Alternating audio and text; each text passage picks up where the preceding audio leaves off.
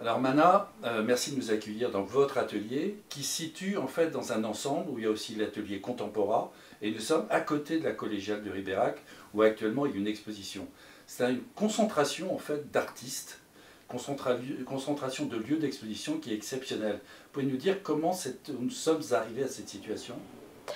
Alors au départ, c'est pas de mon fait, hein. Moi je suis arrivée ici en 2007. La collégiale, elle existe depuis le XIIe et XIVe siècle, donc elle a été restaurée comme étant un espace d'exposition par l'ancien maire de Ribérac qui s'appelait Bernard Cazot, enfin qui s'appelle toujours Bernard Cazot, et pour en faire un espace d'exposition et de concert. Donc ensuite la mairie a acheté ce lieu qui se nomme l'Atelier Contemporain, et a acheté d'autres lieux à côté, comme la Maison des Artistes, qui fait face à la collégiale et qui est en continuité de l'atelier. Puis, une mairie suivante a acheté une autre maison, et pour en faire un jour un quartier peut-être d'artistes, culture, enfin bon, c'est resté en veilleuse un moment. Nous, on a eu l'atelier en 2007, quand je dis nous, c'est moi, et j'y ai créé l'association avec une autre artiste, l'association Collectif Contemporain.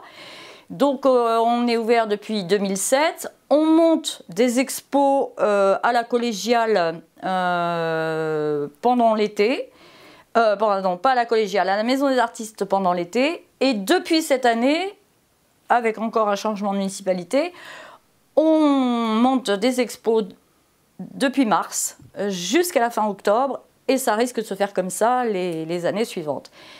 Et la mairie a accordé une deuxième maison qui s'appelle l'Atelier Contemporain 2 où on a installé également des artistes. Alors le collectif Contemporain, c'est une association à la base d'artistes peintres plasticiennes, c'est-à-dire réservée aux femmes. Et depuis la dernière Assemblée Générale en mars 2015, on l'a ouverte aux artistes hommes, puisque maintenant tout le monde est dans le même bateau, dans la même galère. Donc le but de ce collectif, c'est d'exposer ensemble, de mutualiser les moyens, les énergies, de se souder, de s'aider vis-à-vis de... Alors, l'administration, plein de démarches à faire, etc. Et puis, dans le but aussi de revendiquer un statut d'artiste plasticien, puisque en France, on est la seule activité non référencée comme étant une profession. On n'a pas de statut. Même si les intermittents, par exemple, ont un statut d'intermittent, nous, on n'a rien. Donc, c'était l'idée de mutualiser nos énergies, de ne pas se sentir seul, de rompre l'isolement aussi en milieu rural. Et ça a touché tout de suite un grand nombre d'artistes, étendus, on va dire, depuis Poitou-Charentes jusqu'à Aquitaine. Vraiment, voilà. Et donc les artistes, il y a un noyau dur de 5-6 artistes qui n'a pas bougé depuis le début. Et après, ça évolue, les artistes vont, viennent, déménagent, changent, partent pour des raisons personnelles, professionnelles, enfin, il y a tout.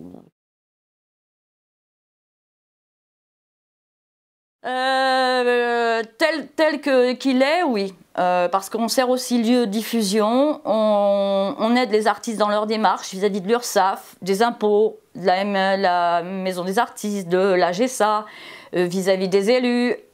Donc, tel qu'il existe sous sa forme, en tout cas associative comme ça, oui.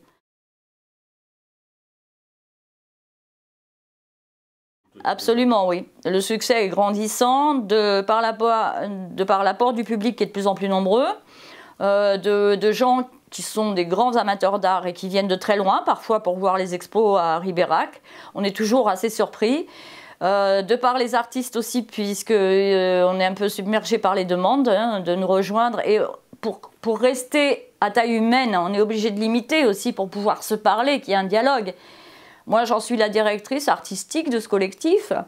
Et donc, il faut quand même qu'on reste à une taille humaine. Mais par rapport à Ribérac, l'idée, en accord avec la nouvelle municipalité, c'est d'y installer d'autres artistes et on est en train de le faire. En résidence ? En résidence, non, avec des nouveaux ateliers. On est en train d'ouvrir des nouveaux lieux d'ateliers pour accueillir des artistes.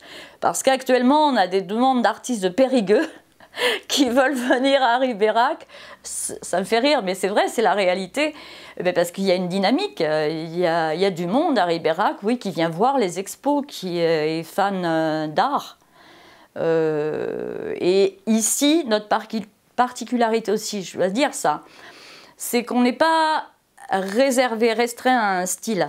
On expose à peu près tous les styles, tous les médias. Et on respecte les artistes à partir du moment où il y a un travail. Et on expose par contre que des artistes professionnels.